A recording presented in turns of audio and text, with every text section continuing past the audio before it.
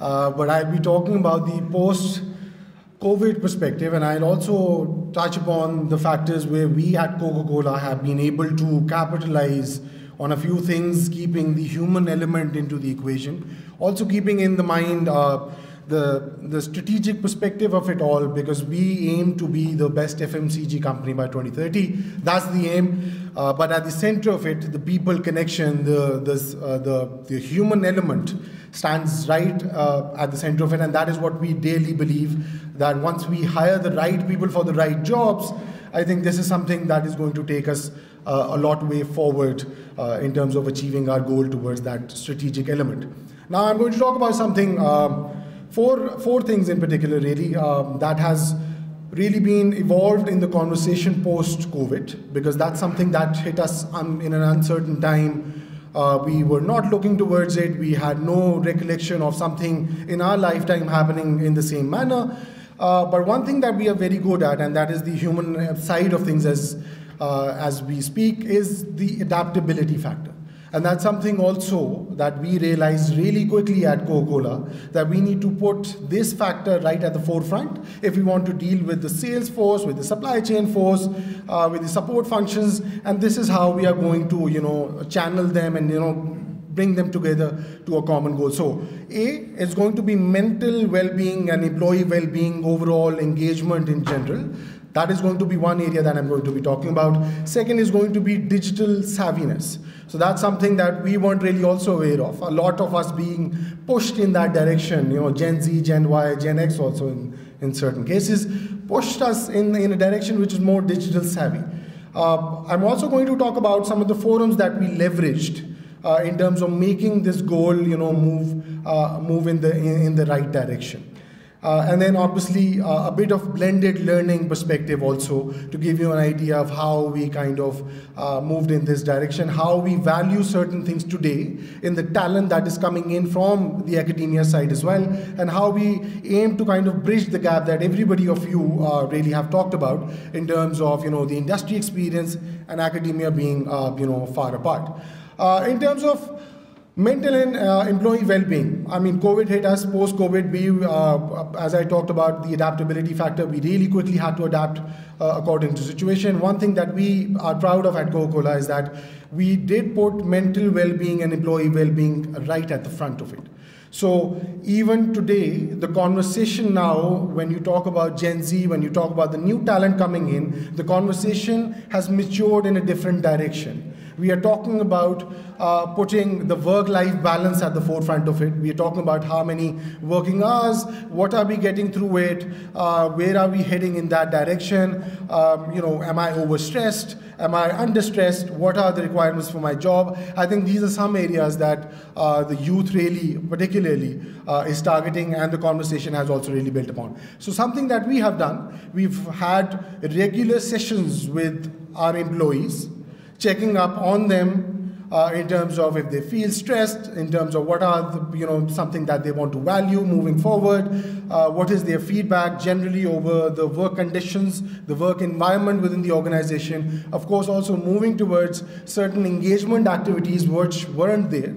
And you have to also realize in the post-COVID world now that we have moved towards a more virtual side of things, engagement has become a lot more difficult as we speak. So during that time, we had this forum by the name of T150, and the idea was T150 leadership, 150 better than 50, and then T150 leadership took the ownership upon themselves to also lead the way in terms of easing the employees and the teams that are working under them in order to make them more at a home environment kind of feeling, where they are not really stressed about the fact that we will lose our jobs, or maybe what happens if we aren't really doing well in the industry. As many of you spoke, the industry is going through difficult times.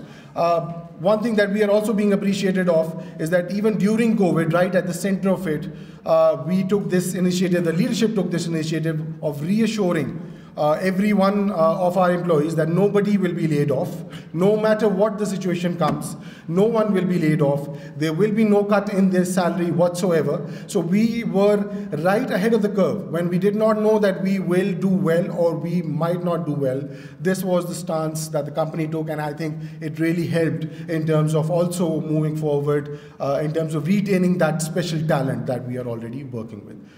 With regards to the blended learning and the digital savviness, as I said, we did move in that direction by hook or by crook. I mean, we had to. This was not a choice, really. A lot of MS Teams, a lot of Zoom came into the equation. And then, of course, engagement became all the more difficult. Being related to the industry, the sense of belonging, that sense of purpose that Jay was talking about also became a lot more difficult, especially with the newcomers coming in, the new talent, a lot of it being Gen Z. I think sense of purpose stands right at the center of what they want. And you want to engage them in those times. So blended learning, digital savviness is something that we also focused on, moving in the direction of having to set or let the employees set their own pace towards learning. That really helped us a lot in terms of what we are looking for the talent as well.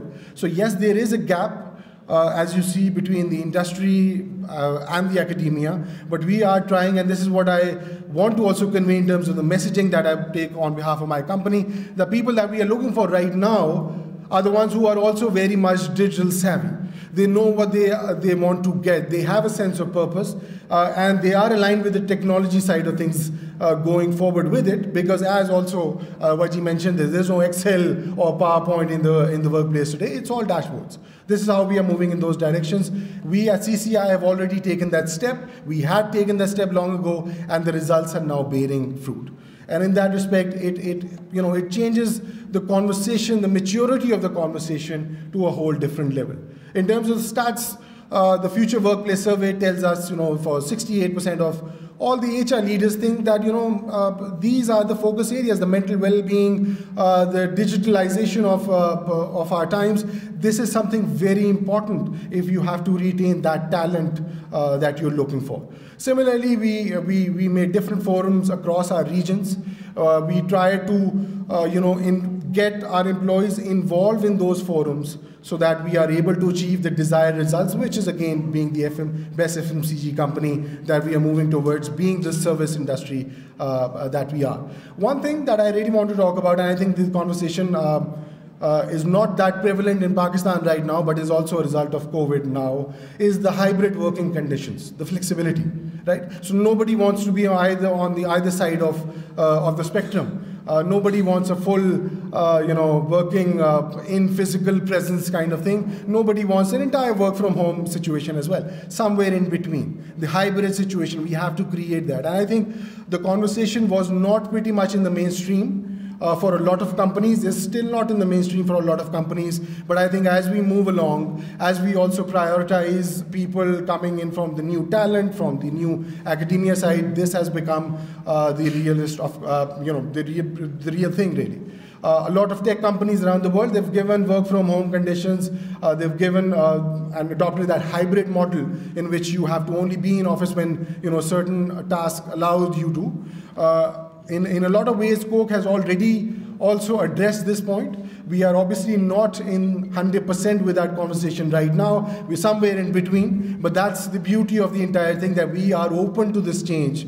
We are open to this, this culture of openness, where we are trying to listen to what the new generation, the new talent is going to say and is saying. So along these lines, I think, in a nutshell, what I want to target in terms of key takeaways is that these areas are very important. If we do not put this right now in terms of the perspective that we want to deal with, I think we'll be far behind of what we are looking at right now.